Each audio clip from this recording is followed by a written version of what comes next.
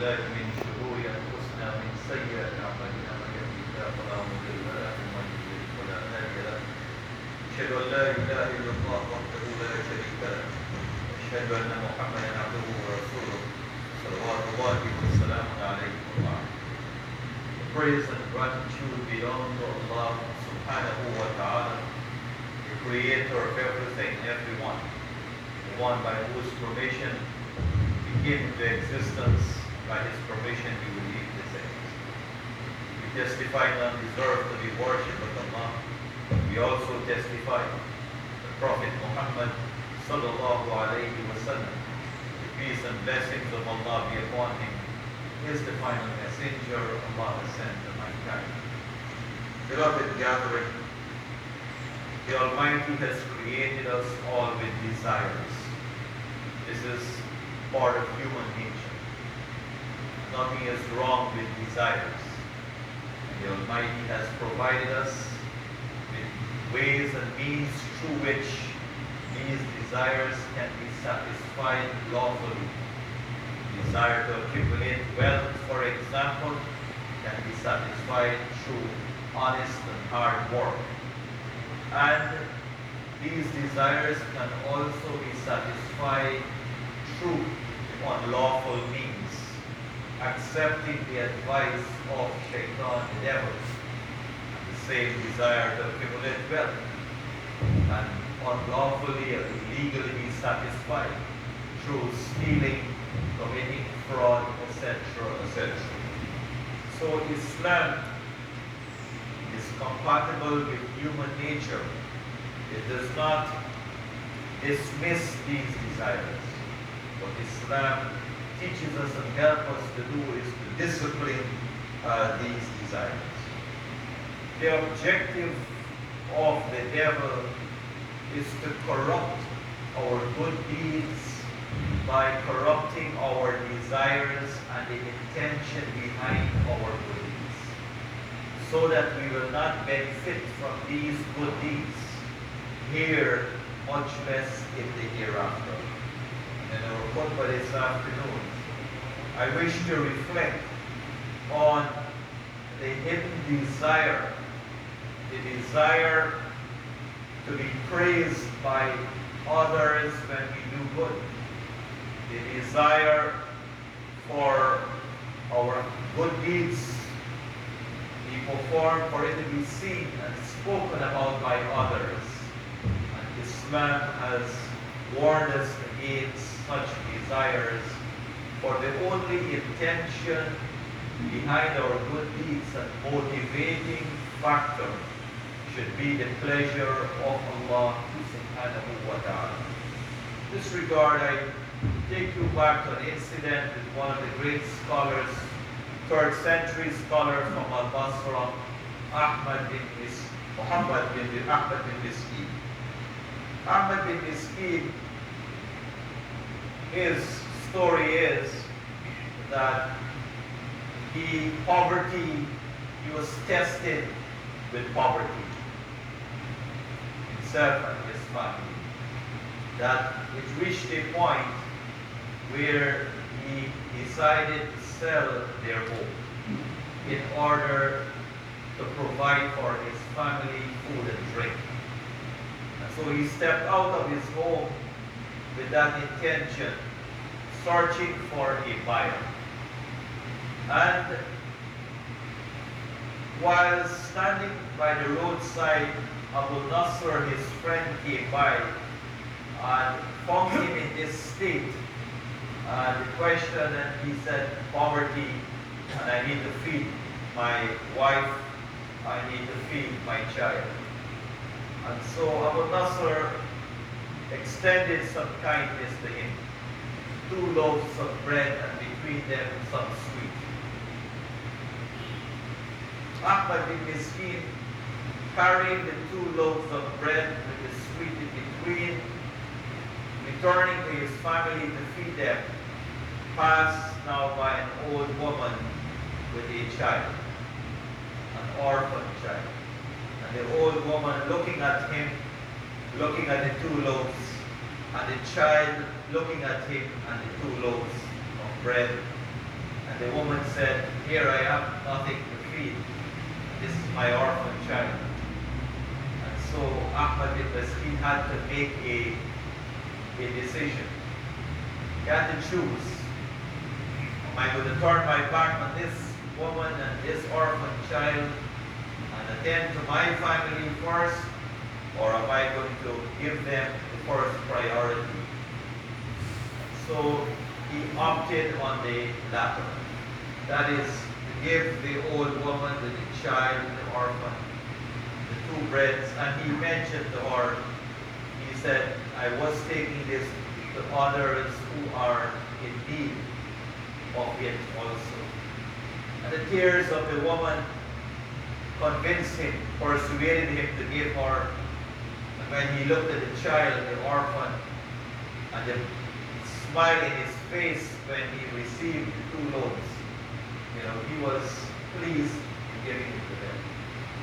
So he now stands by the roadside thinking about his next move. And continue now this time to search for a buyer for his property. On the second occasion, Abu Nasr passed him another time, his friend. And Abu Nasr was rejoicing. He said, oh, Ahmad bin Miskin, what are you doing here? There is a lot of blessings and good in your home. Why are you standing here searching for a buyer for your property? And Ahmad bin Miskin did not understand what Abu Nasr said. Abu Nasr then explained to him, he said there was a merchant passing by from Khorasan looking for you and your family members, and said 30 years ago your father deposited an amount of money with him in Khorasan, and for 30 years he invested in this money, and there was a large sum and profits accrued from it. And the man came in search of the relations of this individual who left it 30 years ago. So when Ahmad bin Miskin heard this, he praised Allah. He thanked the Almighty, who is the best of providers. He returned home and found that it was true. And the man gave him the monies accrued, 30 years of profits since his father left it with him. Ahmad bin Miskin continued to trade with this money, yes, and acquired a lot, achieved a lot. And he started to give a lot of charity and help people with whatever the Almighty had blessed him with. And this is the best way to thank the Lord, to utilize His favors in His obedience for the benefit of His creation. And so he continued to be kind to everyone, remembering where he came from and his situation. Ahmad bin Miskin, he said, but one night I saw in a dream the day of resurrection. and I saw the people overcrowding and jumping on each other. And he said, some of those who were immoral, carrying their sins on their backs, and all their shameful deeds and whatever, put in the scales, and their evil deeds outweigh their good, and so on. He said, then my turn came, and my good deeds being placed in the scales, yes, and now the time for weighing comes. And he said, I thought all of these good I did. I was fairly secure to enter to the paradise. But the angels start to remove my good deeds one after the other, placing them on the side of the scale of evil deeds, mistakes. He said, for every good deed I did, it was associated with desires. In some cases, I did it for people to praise me. In others, for people to see what I was doing. They can view my charity, my generosity, talk about it.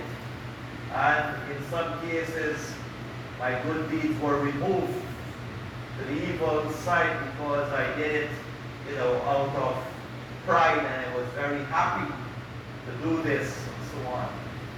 And deception overtook me.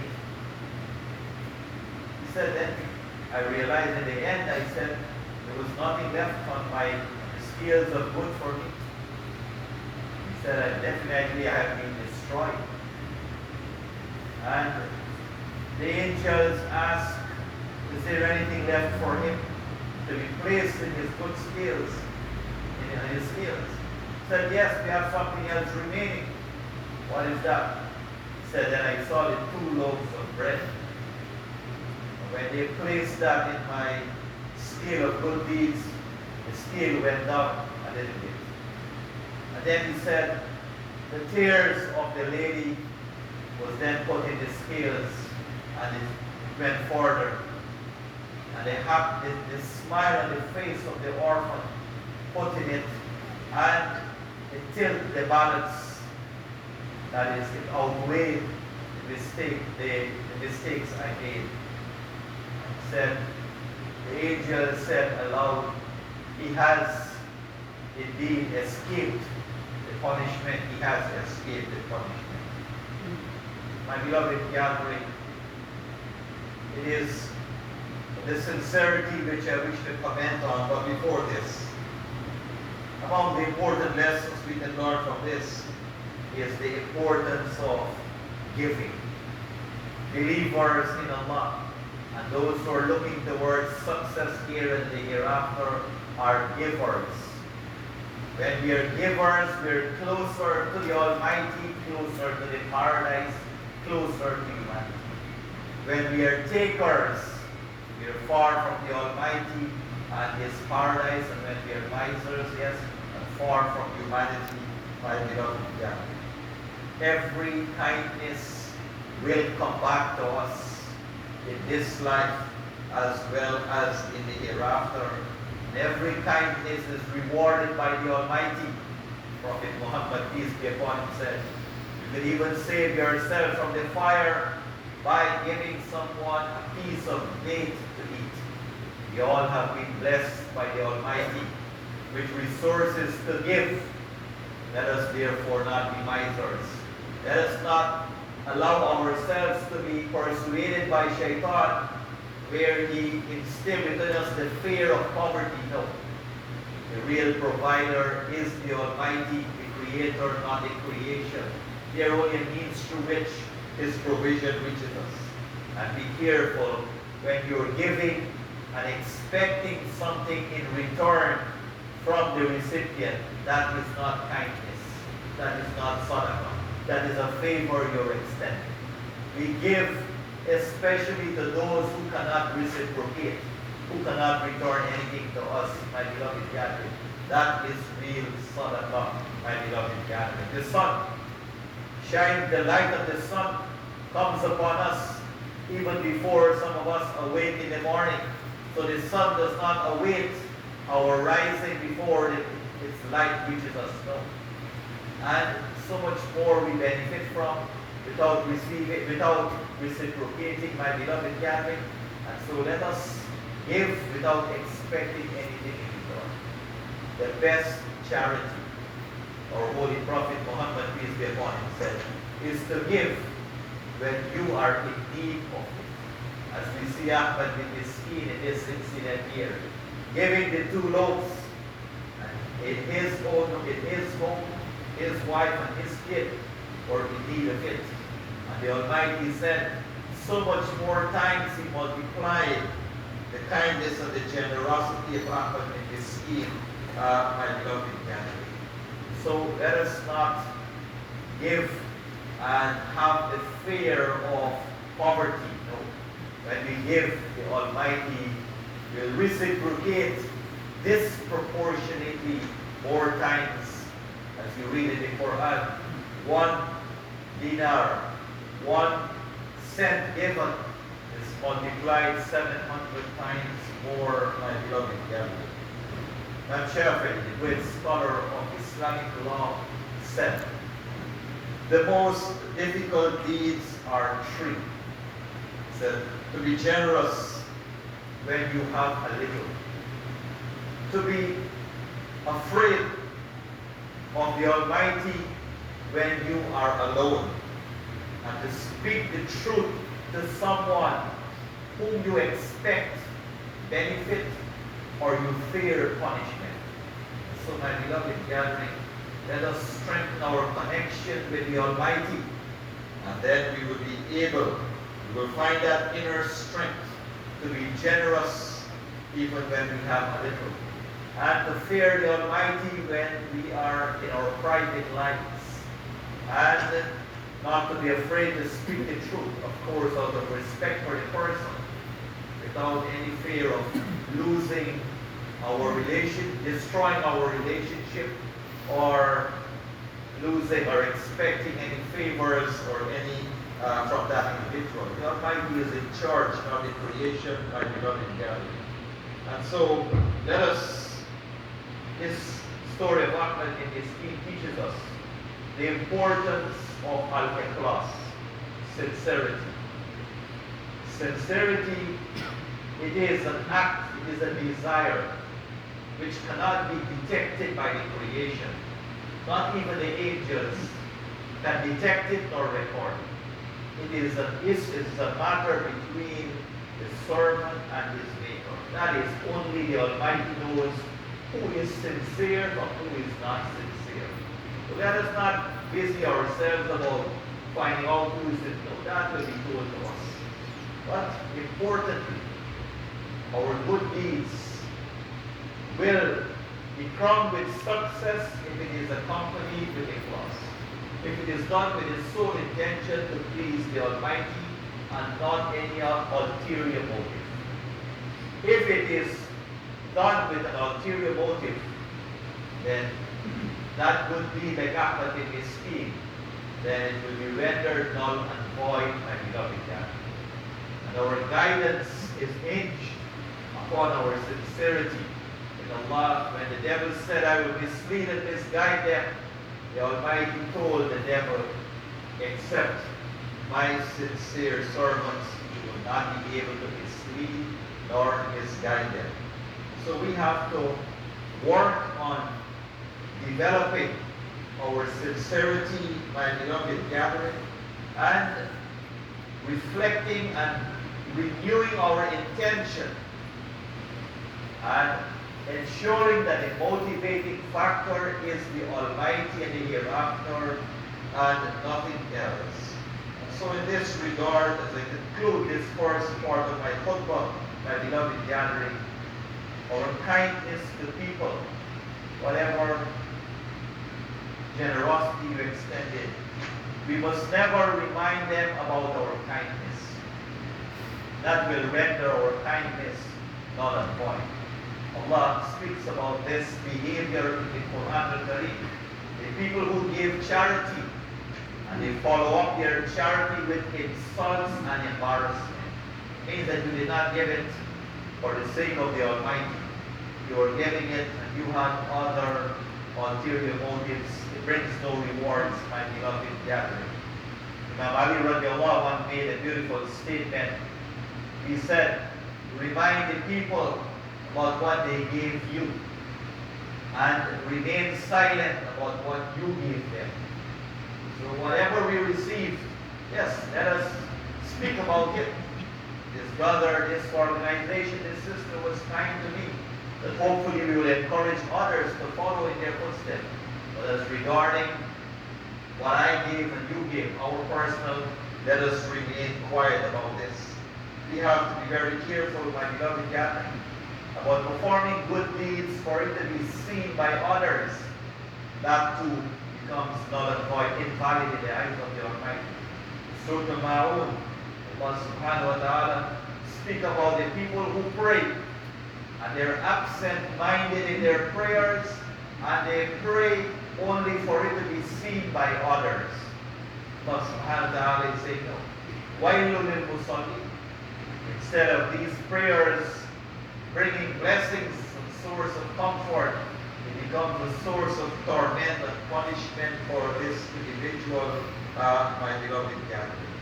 And do not allow ourselves to be deceived by the good deeds we have performed, because we don't know how much of it have been accepted by Allah.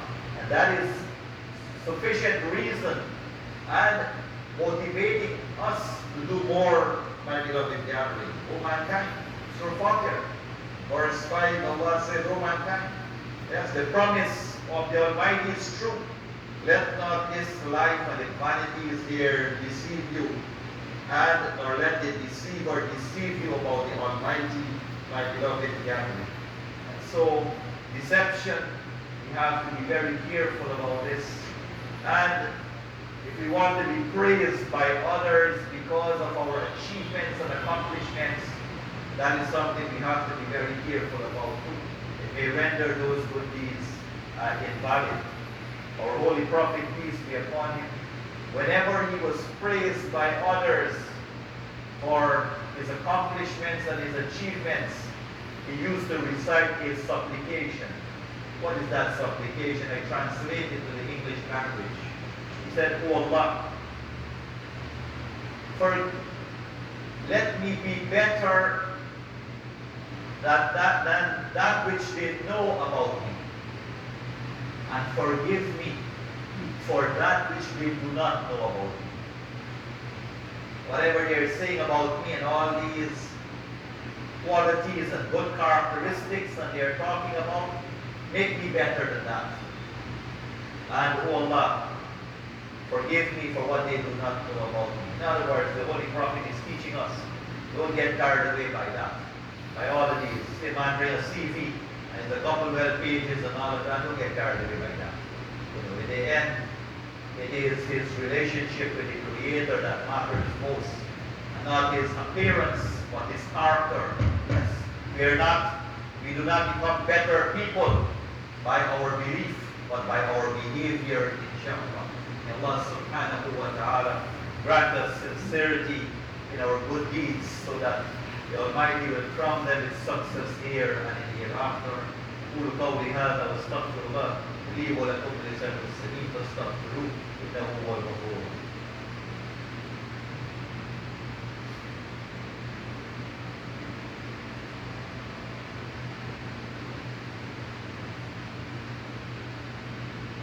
الحمد لله رب العالمين والصلاة والسلام على رسوله الكريم وعلى آله الصحابة خصوصا الخلفاء الراشدين بشر بشر الجنة وأزواج النبي أمهات المؤمنين والغاية عليهم تمام بإحسان إلى يوم الدين. أما بعد, in our khutbah this afternoon we reflect on this incident of Ahmad bin Miskin, 3rd century scholar of Islam, Basra, Iraq, and the reward for his kindness, even though he was in need of it and his family, and his dream and about his good deeds and his expectations on the day of resurrection for paradise.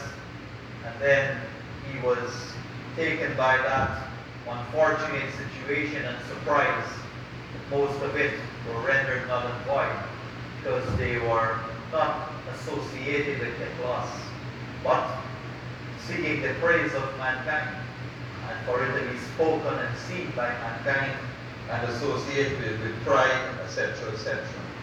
So sincerity is the quality of believers in Allah, and it is sincerity that will render our good deeds accepted by the Almighty and brings us reward here in the hereafter. And it is sincerity which will protect us from the misguidance of Shaitan and his evil whisperings, my beloved gathering. So in conclusion, we pray that Allah subhanahu wa ta'ala grant us sincerity in our intention, the niyyah. Whenever you intend to do something, ensure that that intention is to please the Almighty, and your intention is the paradise, the eternal happiness and everlasting reward for our good deeds in this life, my beloved gathering. And it is not done with other ulterior motives, my beloved gathering. However, we are human, and if our intention initially was to please the Almighty behind this good act I'm performing, but during the performance of the act, the devil seeks to corrupt it and our intention. The Holy Prophet, peace be upon him, said, don't worry, recite this supplication, Allahumma, O Allah, inni a'udhu bika, I seek refuge in you, min an ushrika bika wa na'lam, from associating partners with you knowingly. Astaghfiruka lima la a'lam. I seek your forgiveness for that which I do not know.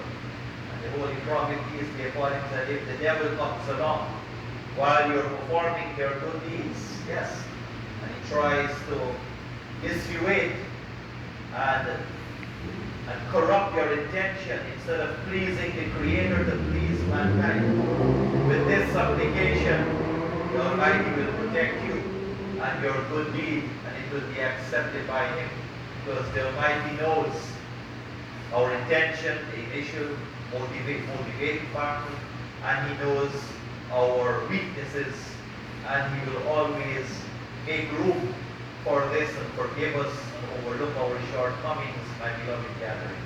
May Allah subhanahu wa ta'ala bless us, that we will understand our purpose here, and bless us with the strength, that with that, this understanding will be reflected in our speech and in our deeds, and whatever comes out of my mouth and yours, whatever actions we are performing, that let it be done with sincerity and with the sole intention of pleasing the Almighty, so that the Almighty will crown these efforts with success here and in the hereafter. In the life of the Islam, we take the Korban and Mashakun Karbam, Yarisukum, Lalakun, Tazakabun, Wala Zikrullahi Akbar, Wala Mutasnawu, Happiness, Salah.